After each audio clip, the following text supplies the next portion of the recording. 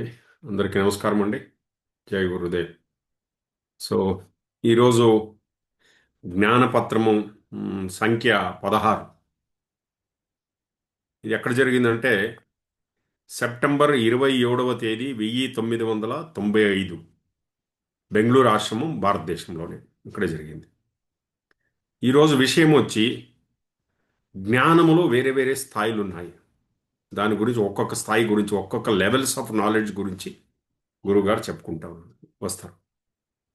దాంట్లో 3 స్థాయిలు ఉన్నాయని చెప్పారు. 3 లెవెల్స్ ఆఫ్ నాలెడ్జ్. జ్ఞానంలో 3 స్థాయిలు ఉన్నాయి. ఒక జ్ఞానం ఎలాగంటే ఒక రకమైన జ్ఞానము మన ఇంద్రియాల నుంచి మనకు నేర్చుకుంటాం ఈ జ్ఞానాన్ని. ఇంద్రియాలు ఏది? శబ్ద, స్పర్శ, రూప, రసగంధం. ఓకే. చూసేది. ఓకే. వినడము, స్పర్శతో, సువాసనతో, అలాగే రుచి చూసేదానితో. ఇది దీని నుంచి మనం ప్రపంచాన్ని చూస్తున్నాం. ప్రపంచాన్ని కళ్ళ ద్వారా చూస్తున్నాం, చెవుల ద్వారా వింటున్నాము. పరిమళం కూడా ప్రపంచం ద్వారానే తెలుస్తుంది. ఈ 5 ఇంద్రియాల ద్వారా ప్రపంచాన్ని చూసుకుని ఒక జ్ఞానాన్ని నేర్చుకుంటాం. ఒక రకమైన ఒక లెవెల్ జ్ఞానాన్ని మనం నేర్చుకుంటాం. ఇంకొక సెకండ్ లెవెల్ జ్ఞానం ఒకటి ఉంది. అదేమంటే బుద్ధితో నేర్చుకునేది. ఓకే. మనకు ప్రతిరోజు సూర్యాస్తం కనబడుతుంది, సూర్యోదయం కూడా కనబడుతుంది. అయితే బుద్ధితో ఆలోచిస్తే సూర్యుడు అస్తమించడు, ఉదయించడు కూడా. సో ఈ బుద్ధితో, ఇంద్రియాల కన్నా బుద్ధితో నేర్చుకునే జ్ఞానం ఉంది కదా, ఇది చాలా ఉత్కృష్టమైనది. దానికన్నా ఉత్కృష్టమైనది ఇంకో 3వ రకమైన ఒక జ్ఞానం ఉంది. ఇంకో నెక్స్ట్ లెవెల్. ఇది అంతర్దృష్టితో కలిగేటువంటి జ్ఞానం. ఇంట్యూటివ్ నాలెడ్జ్ అని చెప్తారు. ఓకే. ఇది బుద్ధికి కూడా అతీతంగా ఉండేది. ఎలా దొరుకుతుంది ఇది? లోతైన మౌనముతో దొరుకుతుంది ఇది.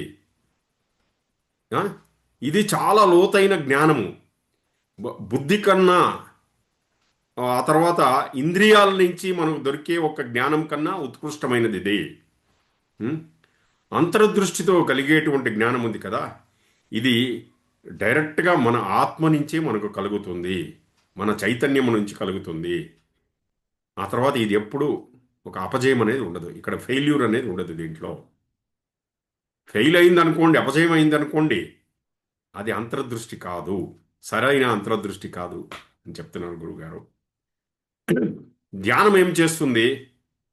ఈ మొదటి 2 రకాల జ్ఞానాన్ని తీక్ష్ణపరుస్తుంది మనల్ని. ఆ? ఆ తర్వాత మూడవ ఒక లెవెల్ జ్ఞానం ఉంది కదా, అంతర్దృష్టితో కలిగేటువంటి జ్ఞానము, దానికి తలుపు తెరుచుకుంటుంది. అర్థమవుతుంది కదా.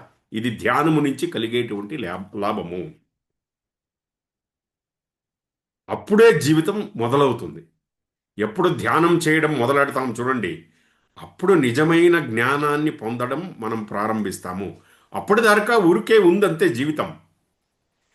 ఎప్పుడు మెడిటేషన్ చేసి అంతర్దృష్టి కలగడం మొదలవుతుందో అప్పుడు నిజమైన జ్ఞానము ఒక తలుపు తెరుచుకోవడం మొదలవుతుంది మన లోపల. ఆ? ఈ 3 లెవెల్ జ్ఞానాలు ఉన్నాయి చూడండి, 3 స్థాయిలు జ్ఞానాలు.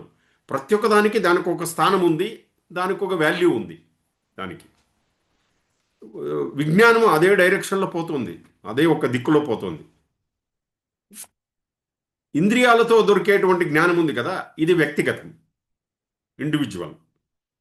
సో ఆ తర్వాత బుద్ధితో, ఈ లోపల బుద్ధితో దొరికేటువంటి జ్ఞానము, అక్కడ ఇక్కడ చదివేటి, అక్కడక్కడ గ్యాదర్ చేసి నేర్చుకుంటాం.